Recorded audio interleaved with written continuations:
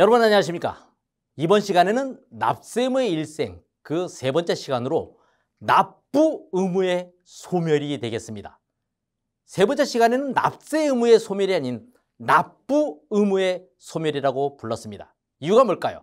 확정권이 발동된 납세 의무의 확정 이후에 고지서를 받는 순간부터는 징수권의 발동입니다. 따라서 납부 의무가 시행됩니다. 그래서 납부 의무가 되므로 올해부터 벌써 납부 고지서라고 글자가 바뀌었습니다. 납세 고지서가 아닌 납부 고지서로 한 글자 바뀌었지만 확정력이 부여된 것으로 보게 되겠습니다. 그중에 첫 번째 시간에는 국세의 부가제척기간, 두 번째 시간에는 징수권의 소멸시효를 배워볼 예정입니다. 먼저 납부 의무의 소멸 중 국세의 부가제척기간이 되겠습니다. 국세의 부가제척기간, 납부 의무 소멸에는 근데 이거 말고도 여러 가지 사유로 소멸됩니다. 과세요건 충족에 성립된 납부 의무는 법정 사유에 의해서 소멸됩니다.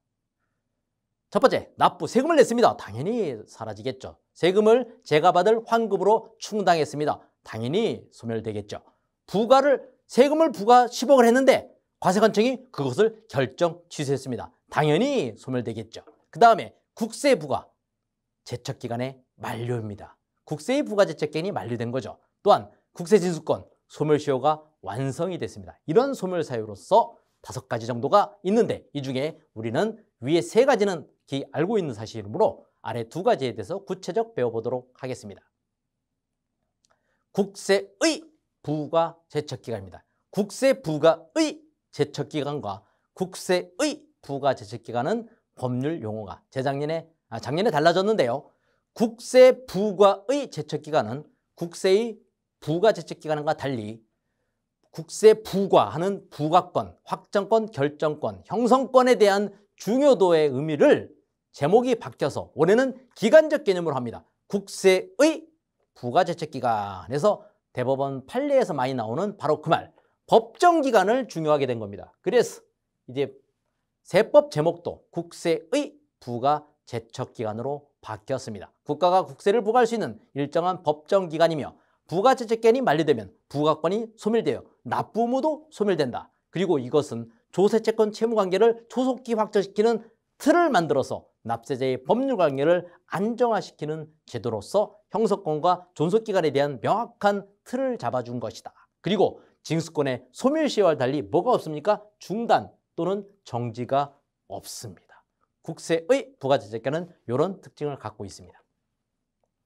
자, 국세의 부가제척기간은요. 그렇습니다. 옛날엔 되게 간단했습니다. 94년 이전에는 5년이었고요. 그러다가 5년, 7년, 10년. 5년은 정상신고, 7년은 무신고, 10년은 사기기타 부정한행에 연결된 것으로 했는데 이게 세목에 따라서 굉장히 차별화되면서 어려워졌죠. 상속세, 증여세는 별도로 하고요. 소득세, 법인세, 부가가치세 등 상속세, 증여세 이외의 세목에 대해서는 사기기타 부정한 행위에 대해서는 10년이 적용이 됩니다. 그리고 부정행위로 법인세 포탈 이거를 해서 하는 소득세, 법인세는 역시 10년이고요. 그다음에 여기에 보면 자료상이 있는데요. 자료상은 옛날에 어떤 부분이냐면 자기가 만들어 놓은 종이만 가지고 하는 그 세금계산서막을 장사하는 사람 아닙니까? 그러다 보니 실물 거래와는 아무 상관이 없습니다. 그러다 보니 이 사람은 앞뒤를 맞춰갖고 세금 낼 게 없게 만들어요. 본세를. 그러다 보니 세금 관련 가산세라든가 이런 것이 부가제척기간이 5년 만으로 끝나게 됐습니다. 사기기타 부정행위를 적발해도 세금을 낼 수가 없습니다. 그래서 가산세만큼은 매길 수 있도록 만들어 놓자 해서 자료상의 경우에는 사기기타 부정행위엔 가산세는 10년의 부가제척기간을 적용하도록 되어 있습니다. 본세는 못 내지만 가산세는 매기도록 되어 있습니다. 부정행위는 어떤 걸까요? 부정행위를 하면 조세범 처벌법 제3조 6항에 나오는 말이고요. 여기에 보면 이중장부, 장부의 거짓기장, 거짓증빙, 거짓문서, 장부 기록의 파기. 요즘은 이제 저희가 포렌식 방법으로 세무조사를 나가면 하드디스크도 파기하고 있습니다. 저희가 순식간에 갖고 오죠. 예, 그렇죠. 그런 것들로 가는 것들 때문에 이제 포렌식 방법으로 어디로 이동하는가 그런 것까지 추적할 수 있도록 되어 있습니다. 옛날에는 이런 것들이 다 사기기타 부정한 행위를 말하는 것이고요. 4글자로 간략하게 부정행위라고 부르고 있습니다. 원래는 사기나 그 밖에 부정한 행위인데 이걸 부정행위로 부르고 있습니다. 또한 추가적인 부정행위는 이런 것들이 있습니다. 재산의 은닉, 소득, 수익, 재산, 행위, 거래, 조작 또는 은폐. 그래서 숨겨놓은 거죠. 그 다음에 고의적으로 장부를 작성 안 했습니다. 아예 그냥 원인 부여를 만들어버리겠다 이거죠. 그래 놓고 생계사 또는 그런 것들을 조작해버리는 경우. 그 다음에 조세특례 제한법에 따른 전사적 관리 시스템을 가지고 있는데 그것도 조작하는 경우. 그 다음에 그 밖에 위계, 거짓 계략에 의해서 하는 저희 세무공무원들의 눈을 가리는 이런 것들이 사기 기타 부정한 행위가 됩니다. 이게 소득세, 법인세, 부가세 등 상속증여세 이외에는 10년의 국세의 부가지적기간이 적용되는 것입니다. 그리고 이러한 사기 기타 부정한 행위가 우리나라 내에서만 있으면 참 좋은데 역외거래까지 발생했습니다. 뭡니까? 국제적인 거래, 여기 밑에 보면 아래쪽에 보시면 국제적인 거래 및 거래 당사자 양쪽이 거주자입니다. 내국법인과 외국법인의 국내사업장도 포함해서요. 거래 당사자 양쪽이 거주자로서 국외에 있는 자산을 사고 팔거나 임대하거나 국외에서 배에서 물건을 왔다 갔다 용역을 제공했거나 이런 거래를 역외거래, 우리 권역 바뀌잖아요. 그래서 역외거래라고 합니다. 국제거래 플러스 거주자 간에서 해외에 대한 부동산 매매. 주로 이제 미국이나 이런 데 비싸니까 어렵겠지만 주로 베트남, 중국 이런 데 또는 중국은 소유권 안 되죠. 베트남 같은 데 이런 데 제3국가에서 그런 것들이 만약에 소유권이 갖고 있으면 그런 것들을 매매하거나 또는 임대차를 한다고 합니다. 그런 것들을 발견했을 때 그게 만약 사기 기타 부정행위라면 저희가 정보 수집하는 시간이 많이 걸릴 겁니다. 그래서 이런 것에는 플러스 5, 사기 기타 부정행위 플러스 5, 그 다음에 무신고자 플러스 3, 정상신고 플러스 2에서 2, 3, 5의 추가 기간이 형성됩니다. 여기 보니까 플러스 5죠. 네, 플러스 5입니다. 그렇죠. 사기 기타 부정행위는 플러스 5에서 10년의 부가지적 기간이 적용되지만 역외거래는 15년이 됩니다. 이게 언제부터 들어왔다고요? 국제거래가 아닌 역외거래는 2019년, 2년밖에 되지 않았습니다. 거래 당사자 양쪽 거주한 건 딱 2년 전에 들어왔던 내용이 되겠습니다. 그 다음에 무신고자의 경우는 무신고자는 7년이 일단 소득세, 법인세, 부가 7년인데 이 플러스 3은 뭐라고 그랬죠? 그렇죠. 역외거래를 플러스 3. 그래서 10년이 적용됩니다. 그 다음에 정상신고는 5년입니다. 5년인데 이 플러스 1은 뭐죠? 그렇죠. 역외거래는 플러스입니다. 그래서 5년이 정상신고인데 역외거래는 7년이 적용됩니다. 한편 1년짜리가 있는데요. 이건 좀 특별한 케이스입니다. 2월 결승금이라는 건데 10년 이내에 공제할 수 있는데 그 2월 결승 공제를 신고서에 써서 공제할 그때로부터 1년 이내의 기간을 국세의 부가제적 기간으로 보게 되겠습니다. 한편 장기 부가권 행사의 부정행위는 어떤 범위까지 하느냐? 부정한 행위에는 납세의무자 본인의 부정행위뿐만 아니라 납세의무자가 스스로 관련 업무 처리를 위탁함으로써 그 행위 영역에 이익을 얻게 되는 납세의무자의 누구? 대리인 또는 이행보조자 이런 사람들, 즉 우리 형법상에 보면 주범과 종범 그런 게 있죠. 그런 거와 비슷한 개념으로 보시면 되죠. 나의 일을 대리할 사람 또는 그 사람을 이행해서 보조할 사람, 직원이나 또는 중요 관리자 이것도 포함됩니다. 이런 사람들의 우리가 보통 대리인 또는 그 지배인 뭐 이런 식으로 부르는 사람들이죠. 이런 분들의 행위도 다른 특별한 사정이 없는 한 포함한다. 이게 없으면 어떻게 됩니까? 그러면 그 한 사람 바지만 세워놓고 이렇게 빠져나가는 경우가 생겼다는 얘기죠. 그래서 대법원 판례에서 이런 식으로 그 사람이 시킨 사람도 부정행위를 했으면 원래 사람이 한 걸로 봐야 된다. 특별한 사정이 없는 한, 이 대법원 판례에서 많이 쓰는 말이죠. 특별한 사정이 없는 한 포함시키는 것으로 본다라고 해서 부정행위 범위를 약간 우리 과세관청 편을 들어준 그런 판례가 되겠습니다. 연말정산 누락된 인정상여 소득입니다. 뭡니까? 근로소득이죠. 근로소득은 연말정산 시에는 했기 때문에 연말정산만 해도 근로소득만 있는 사람은 연말정산으로 신고가 끝난 겁니다. 근로소득만 있는 자가 여기 써 있지 않습니까? 연말정산을 마쳤으면 이거는 정상적인 부가 신고가 다 돼서 국세부가제책은 다 지났고 이건 정상신고가 된 거죠. 이 사람에 대해서 인정상여 소득을 발견했다 하더라도 이 사람은 무신고로 볼 수가 없습니다. 그래서 재직기간 5년에 끝나버리는 거죠. 이 사람에 대한 것은 과소신고로 봤기 때문에 5년 이상은 부과할 수가 없게 되는 겁니다. 그렇다면 소득금액 변동통지를 받은 경우는 뭡니까? 납세의무 성립이 그때 되므로 근로소득만 있다 하면은 이때는 애석하게 안 되는 거고요. 다른 소득 발생이 돼서 합산 대상 신고자로서 종합소득 신고 의무가 있기 때문에 그때 무신고 또는 사기기타 부정한 행위로 연결이 되는 거지, 연말정산만 딸랑 있는 사람이 인정상의 소득 발생한 것은 바로 이 판례를 따라갈 수밖에 없게 되는데 유의하셔야 될 것 같습니다. 상속세 증여세입니다. 드디어 이제 상속세 증여세 2회를 배웠고요. 상속세 증여세는 뭐라고 그랬죠? 좀 다르다고 그랬습니다. 상속세 증여세는 부정행위, 무신고, 거짓신고, 누락신고가 같은 15년입니다. 사기기타 부정한 행위가 다른 거와 달리 정보를 수집할 시간이 많이 걸리므로 여객거래처럼 15년이 사기기타 부정한 행위 다른 세목에 여객거래 플러스한 그 기간만큼, 그렇죠, 국세의 부가제치 기간이 된다는 얘기입니다. 자, 거짓신고와 누락신고가 왜 부정행위로 보게 되는지 보겠습니다. 상속재산 또는 증여재산 가액에서 가공의 채무를 뺐습니다. 거짓말로 채무가 있다 해가지고 그걸 뺀 거예요. 이건 정말 사기기타 부정한 행위가 거의 방불하는 거죠. 두 번째, 권리 이전이나 그 행사의 등기 등이 가운데 부분입니다. 필요한 재산을 상속인 또는 수증자 명의로 등기 등을 안 했습니다. 원인무효시키겠다는 거죠. 우리 발견 못하게 하려고. 그 재산을 상속재산 또는 증여재산에 누락했습니다. 완전히 고의성 있는 걸로 보는 거죠. 세 번째가 제일 나쁜 겁니다. 뭡니까? 예금, 주식, 채권, 보험금, 그 밖의 금융자산을 상속재산 또는 증여재산에 신고해서 누락한 겁니다. 금융감독원에 가서 은행 거기서 가면 피상속인의 주민등록만 넣으면 다 나온다면서요, 요즘은요. 이걸 뺀다는 건 완전히 나쁜 일이죠. 그래서 이런 것들을 거짓신고 또는 누락신고 한 것이므로 이게 바로 사기기타 부정한 행위와 똑같은 국세의 부가제척기간이 적용되는 것으로 되겠습니다. 무신고도 15년의 시간, 10년의 시간을 주었는데 10년이 정상이거든요. 상속세 증여세는.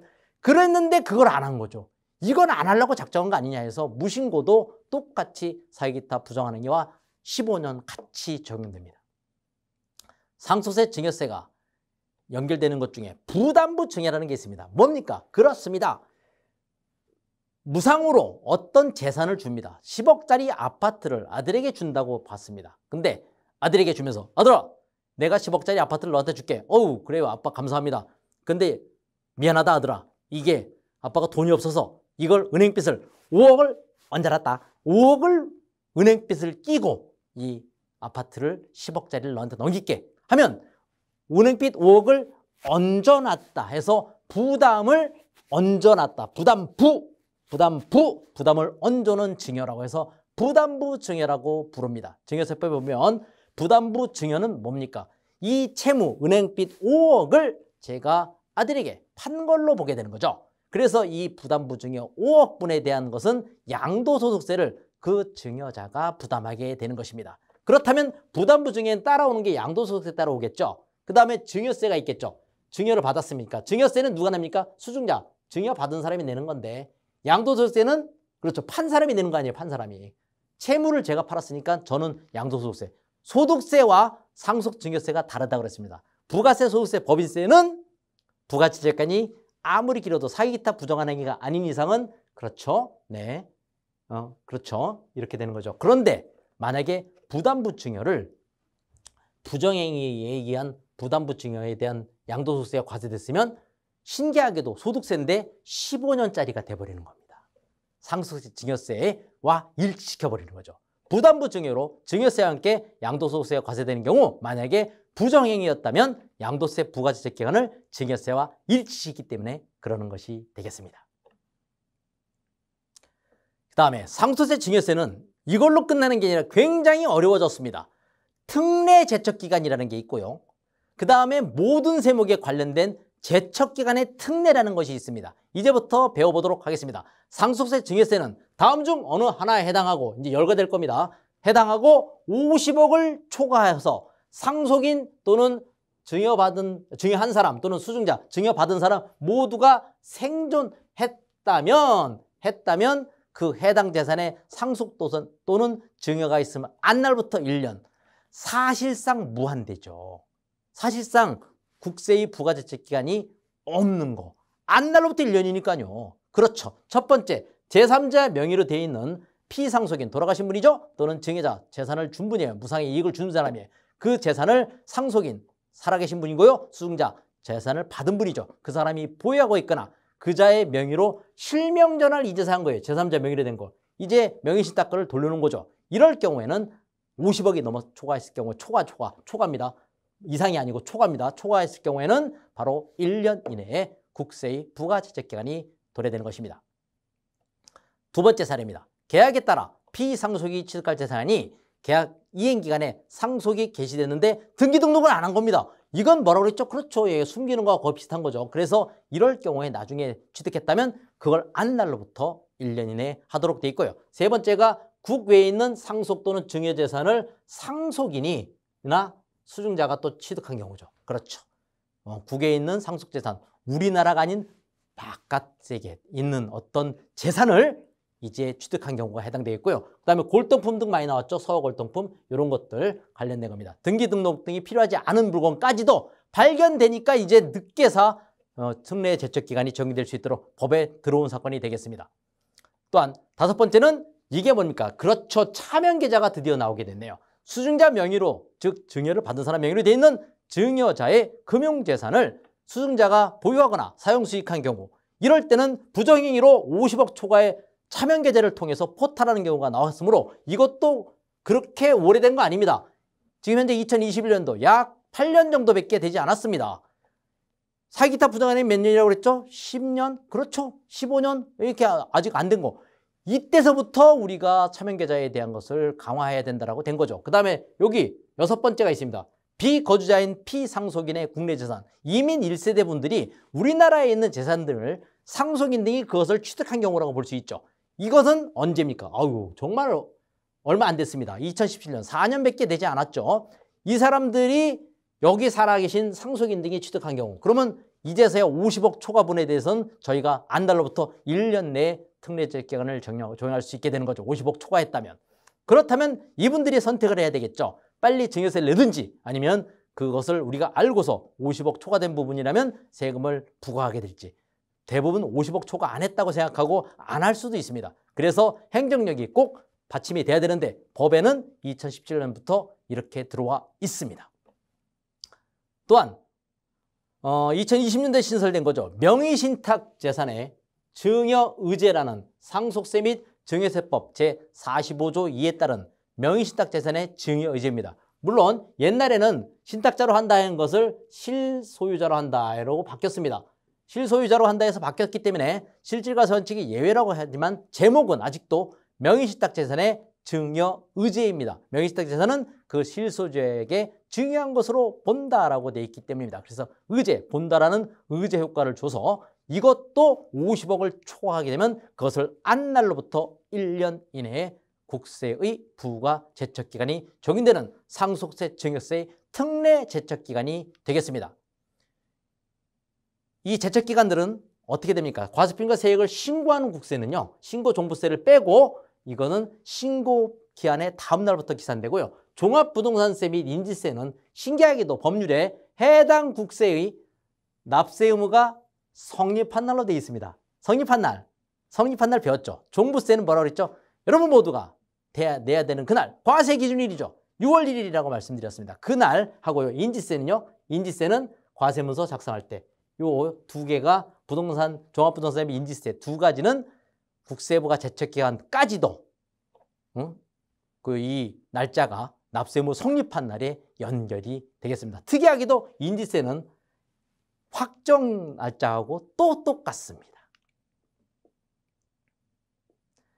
예외입니다. 인원 납중 중에 원하고 납이죠. 원천인수 의무자 또는 납세자에 부과되는 국세는 이때는 법정 납부기한의 다음 날입니다. 고지한 날의 다음 날이 되겠죠. 과세표준 연장이 됐다면 이 연장이란 말을 그냥 따라가면 됩니다. 그 연장된 기한의 다음 날부터 국세의 부가제척기간이 되면 되겠죠. 공제나 감면이 된다며, 그럼요, 그 공제 감면 등에 따른 그런 것들의 의무 불이행을 따라서 징수할 때 바로 그 징수사유가 발생한 날로 되겠습니다. 그래서 공제, 면제, 비과세 또는 낮은 세율 적용 등의 세액을 의무 불이행으로 만약에 징수한다. 그러면 그 징수사유 발생한 날부터 국세 부과의 제척기간이, 국세의 부가제척기간이 기산된다는 예외를 이해하시면 되겠습니다.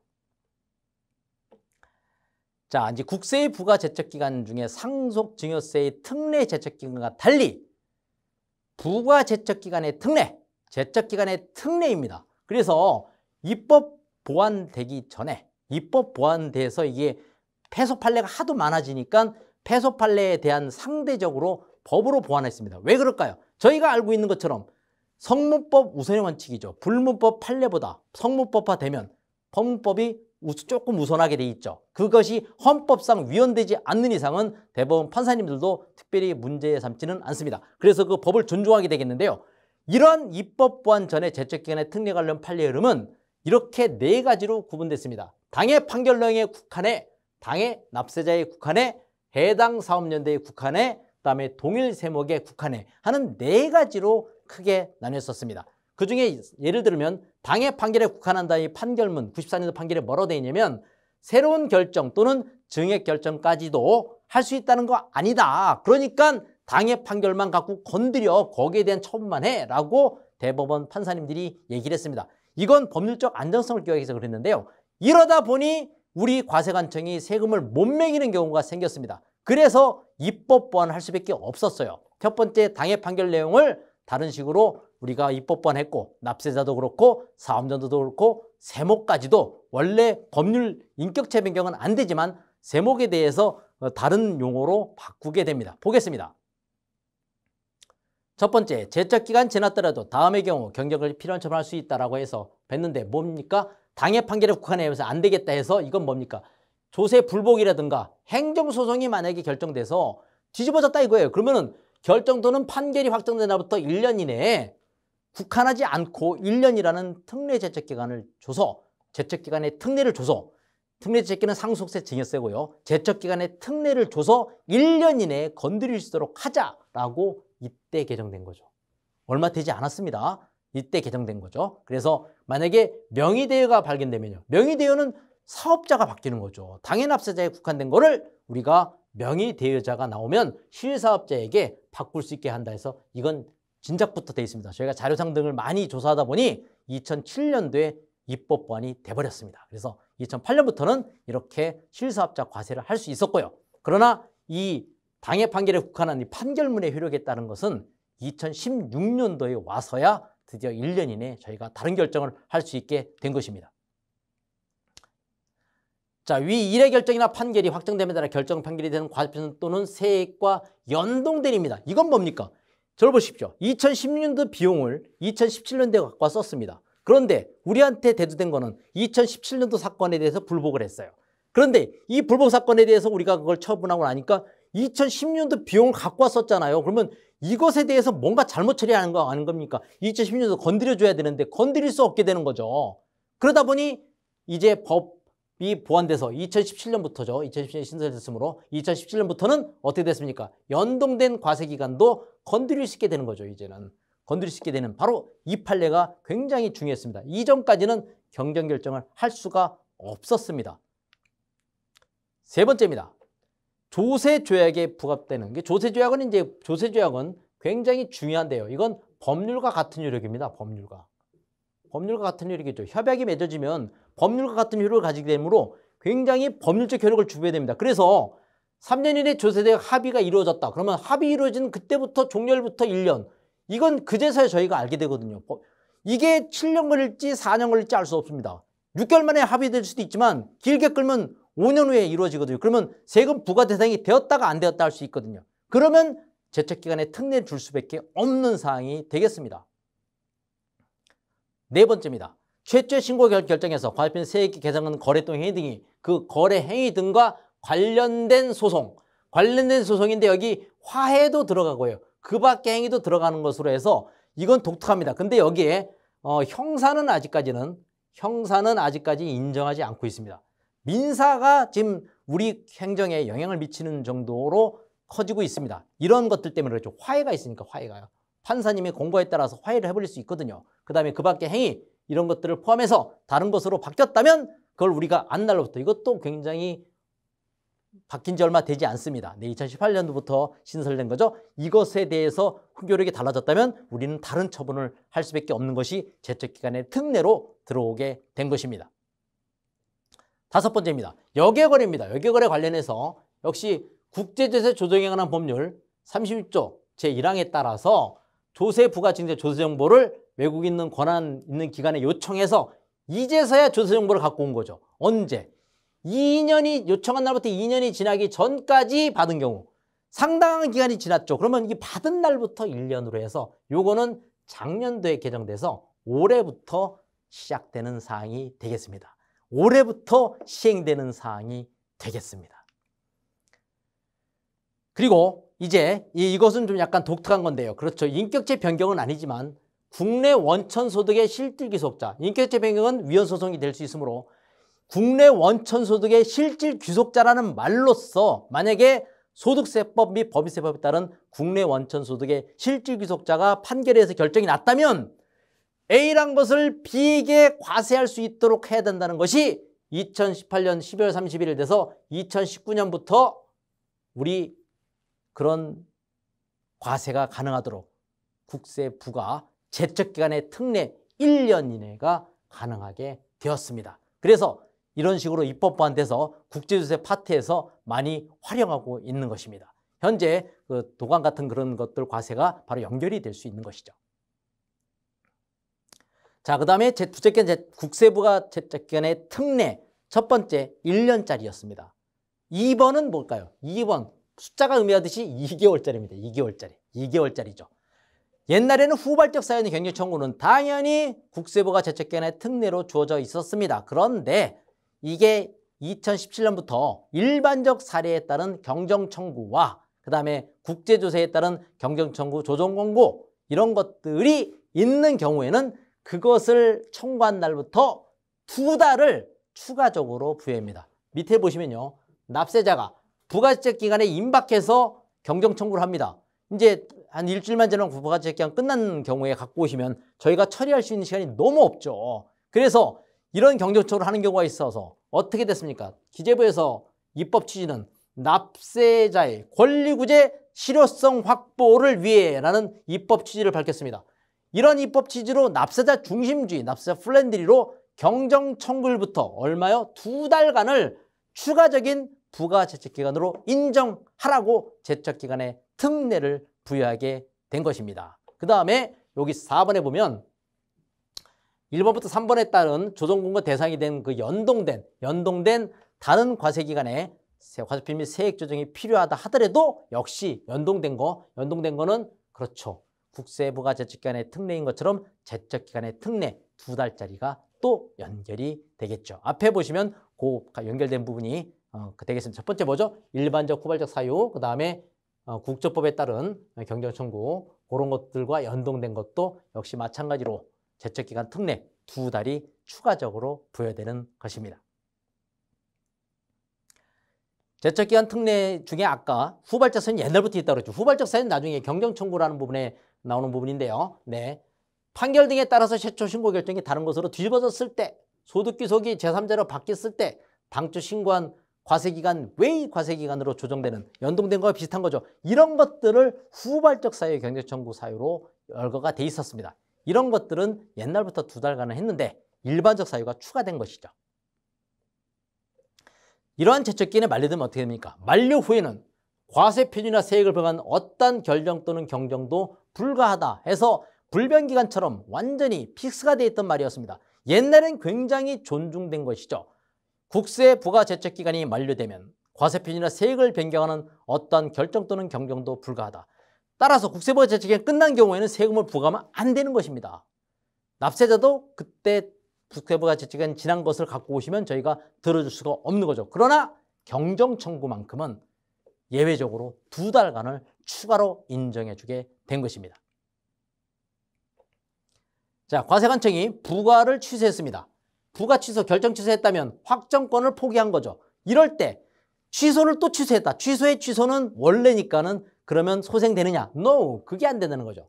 부과 취소의 위법사유에서 당연부여가 아닌 한 일단 유효 성립해서 부과처분 확정적으로 상실시키는 것이므로 과세관청은 부과의 취소를 다시 취소함으로써 원부과처분을 소생시킬 수는 없고 새로운 확정 결정 처분을 해서 확정력을 가져야만 된다는 식으로 대법원의 패소한 판례가 되겠습니다.